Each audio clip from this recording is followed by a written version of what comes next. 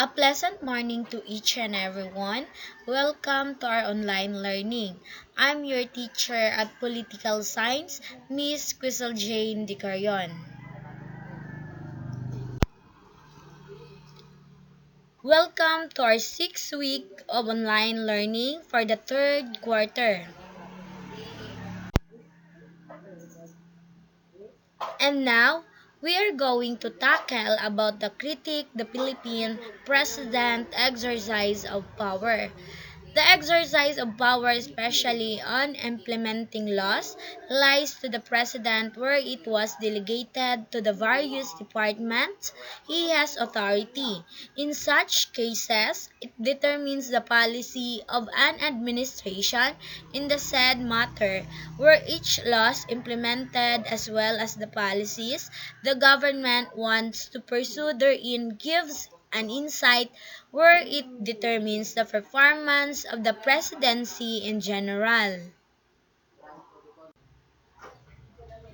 During the Arroyo administration, it was known that the government at that time wanted to pursue a robust microeconomic measures wherein the succeeding Aquino administration adopted, which it gives the Philippines a bullish economic standpoint that is far more resilient than the other economies in Asia except for the 28 global economic crisis that gives a blow a little bit to the poverty incidence in the country.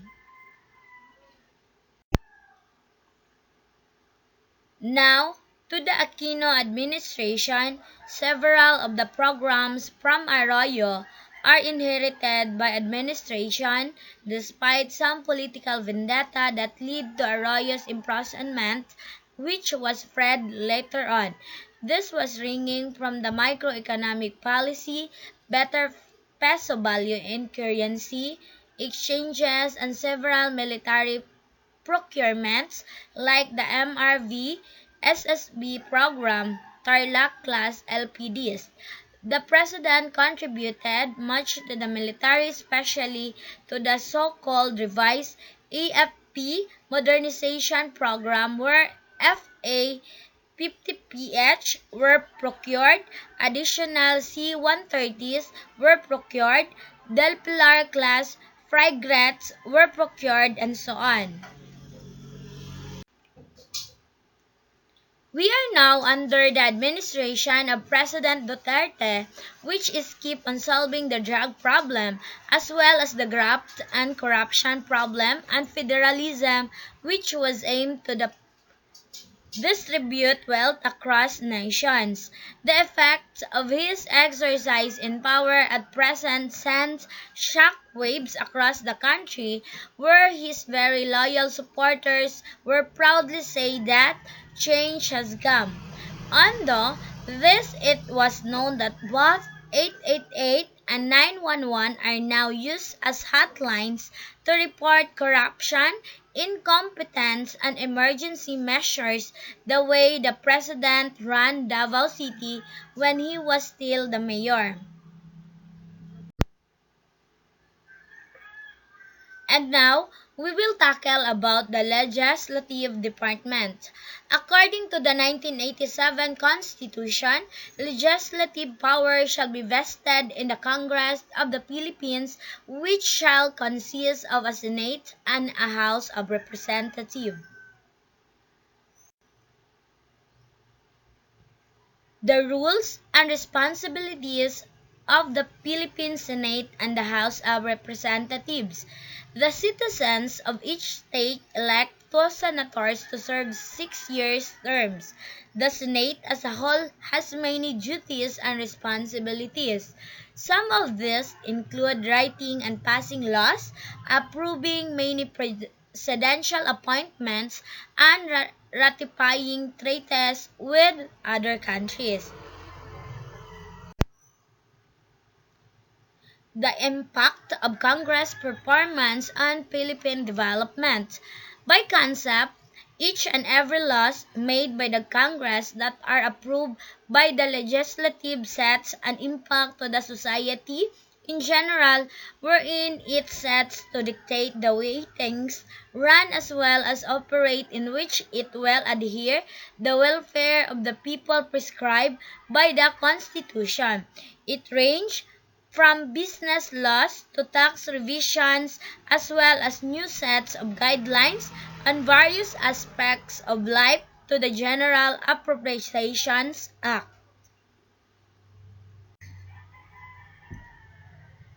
Taking this PDF file of the Philippine Senate, the Philippine Congress lay economic policies in which it affects the country as a whole.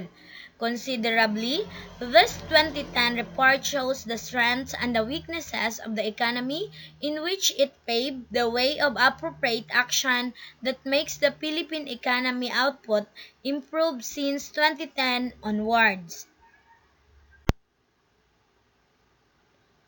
Philippines Development Plan 2011-2016 to the present, where numerous sources predicted that by 2050, the Philippines will belong to the top 20 greatest economies of the world alongside Vietnam and South Korea. Meanwhile, House bills such as this given by the Congress is just an example of the things that affects economic growth, where in this case it affects the real estate market, where the said law is stipulate to see limits and standardized values given thereof. Speaking of which, the legislative, like the executive, also played the key role for the economic progress, where the two work hand in hand to achieve the goals of a better nations, having an improved economy, which the masses will benefit where there are more cash in their hands.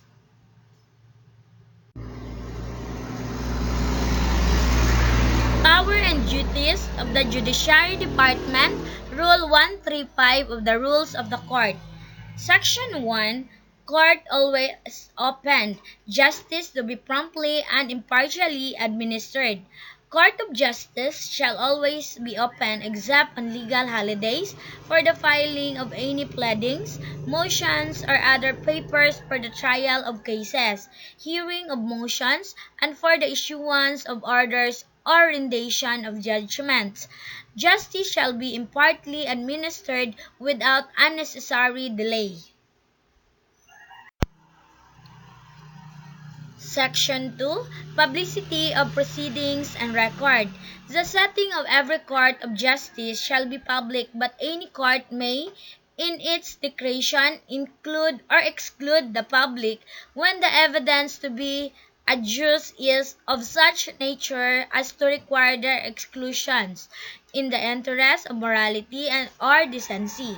The records of every court of justice shall be public records and shall be available for the inspection of any interested person at all proper business hours, under the supervision of the clerk having custody of such records, unless the court shall, in any special case, have forbidden their publicity in the interest of morality or decency.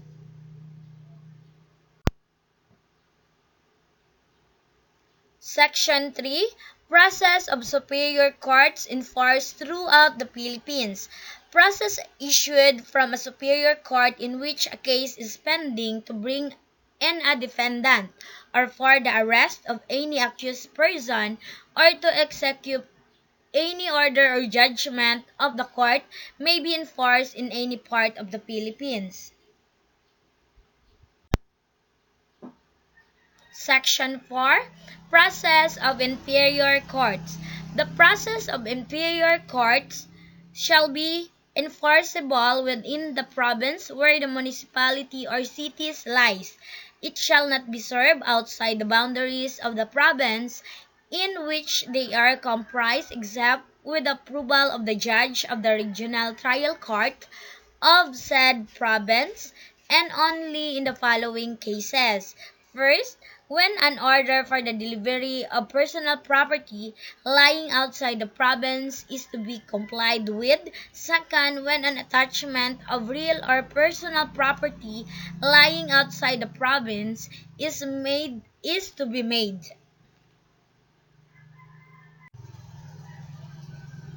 Third, when the action is against two or more defendants residing in different provinces, and when the place where the case has been brought is that specified in a contract in writing between the parties, or is the place of the execution of such contract as appears therefrom. Rights of execution issued by inferior courts may be enforced in any part of the Philippines without any previous approval of the judge of first instance. Criminal process may be issued by a justice of the peace or other inferior court to be served outside in the province, when the district judge, or in this absence the provincial fiscal, shall certify that in his opinion the interests of justice required and such service. Section 5. Inherent powers of court, or every court shall have power. First, to preserve and enforce order in its immediate presence. Second, to enforce order in proceedings before a person or person empowered to conduct a judicial investigation under its authority. Third, to complete obedience to each judgment, orders, and processes, and to the lawful order of judge out of court in a case pending therein. Fourth, to control in furtherance of justice the conduct of its ministerial officers and all of other person in any manner connected with a case before it, in every manner appertaining thereto.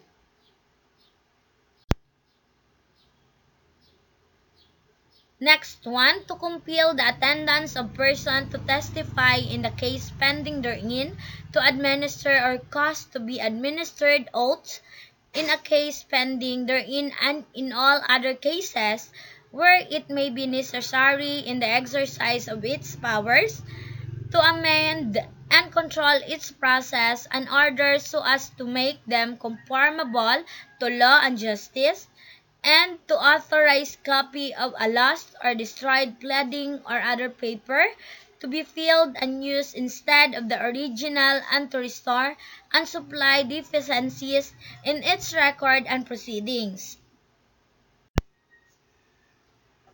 Section 6. Means to carry jurisdiction into effect. When by law jurisdiction is conferred on a court or judicial officer, all auxiliary writs, processes, and other means necessary to carry it into effect may be employed by such court or officer, and if the procedure to be followed in the exercise of such jurisdiction is not especially pointed out by law or by these rules, any suitable process or mode of proceeding may be adopted which appears conformable to the spirit of the said law or rules. Section 7. Trial and hearings order in chambers. All trial upon the merits shall be conducted in open court, and so far as convenient in a regular courtroom. All others act or proceedings may be done or conducted by a judge in chambers without the attendance of the clerk or the other court officials. Section 8. Interlocutory orders out of province. A judge of regional trial court shall have power to hear and determine, when within the district through without his province, any interlocutory motions or issue after due and reasonable notice to the parties, on the filing of a petition for the writ of habeas corpus, or for the release upon bail or reduction of bail in any regional trial court. The hearing may be held at any place in the judicial district which the judge shall deem convenient. Section 9. Signing judgment out of province. Whenever a judge appointed or signed in any province or branch of a regional trial court in a province shall leave the province by transfer or assignment to another court of equal jurisdiction or by expiration of his temporary assignment without having decided a case totally heard by him and which was argued or an opportunity given for argument to the parties of their counsel, it shall be lawful for him to prepare and sign his decision in said case anywhere within the Philippines.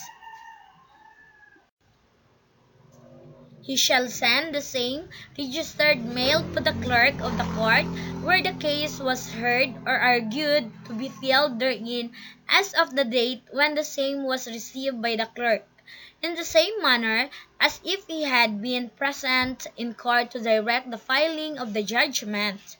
If a case has been only in part, the Supreme Court, upon petition of any of the parties to the case and the recommendation of respective district judge, may also authorize the judge who has partly heard the case, if no other judge had heard in case in part, to continue the hearing and to decide said case, notwithstanding his transfer or appointment to another court of equal jurisdiction.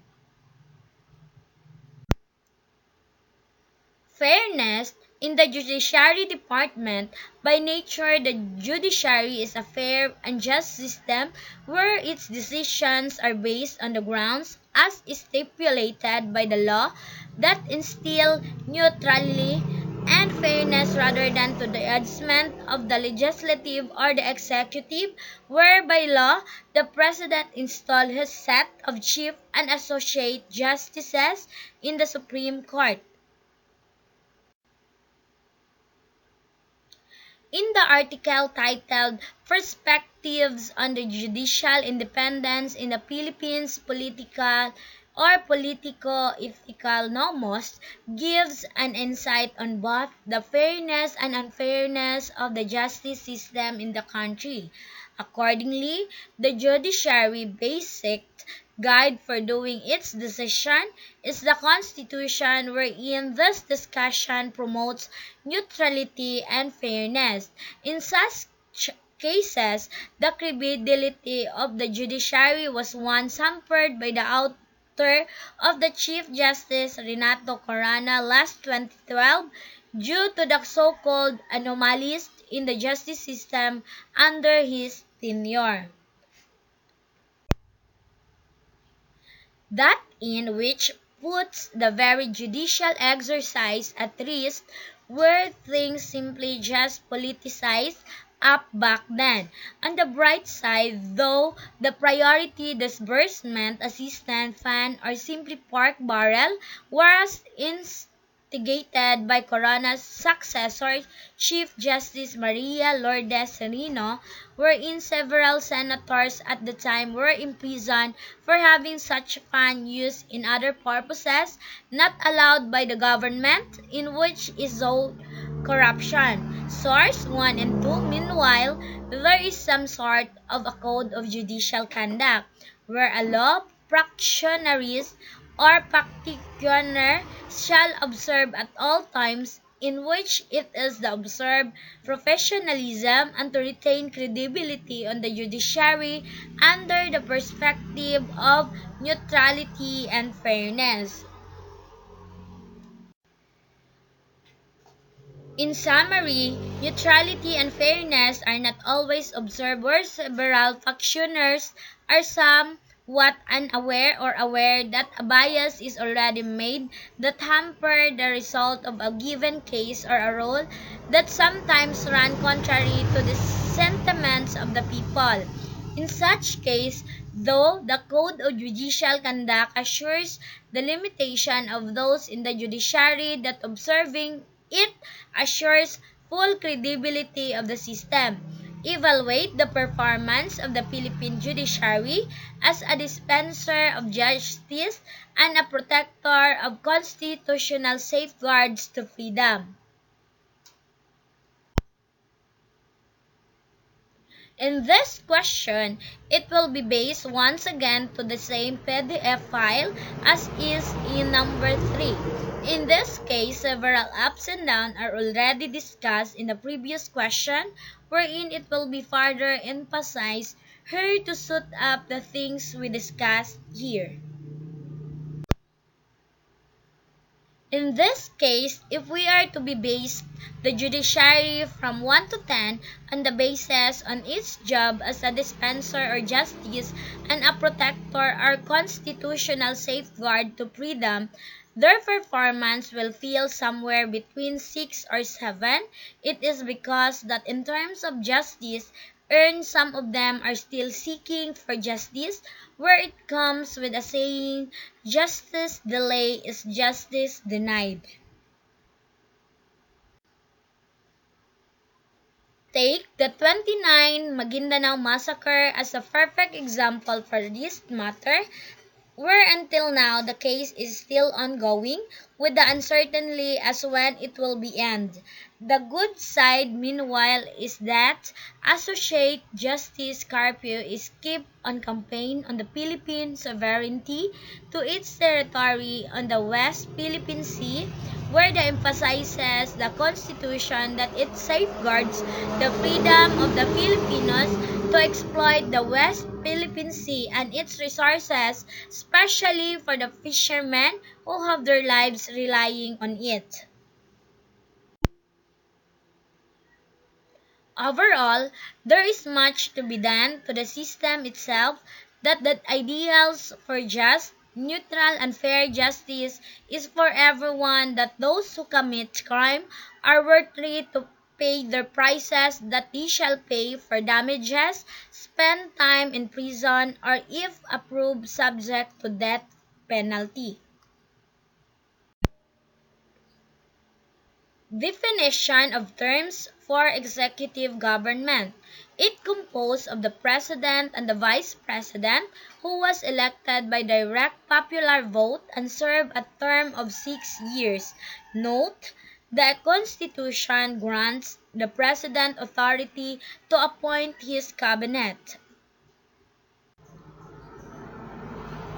Natural-born citizen, those who are citizens of the Philippines from birth without having to perform any act to acquire or perfect their Philippine citizens. Naturalized citizen, it naturalized according to the law. Supreme Court, the highest court in the country. Justices, a judge or a magistrate. Aliens belonging to a foreign country. Legislative department, it is part of the government that create laws. And law is a rule or defining correct procedures or behavior. For the inquiries, you may click the link https://lcms.gaitf.com/ or you may contact 0975-2708-093 or 0951-3032-796. Thank you for listening.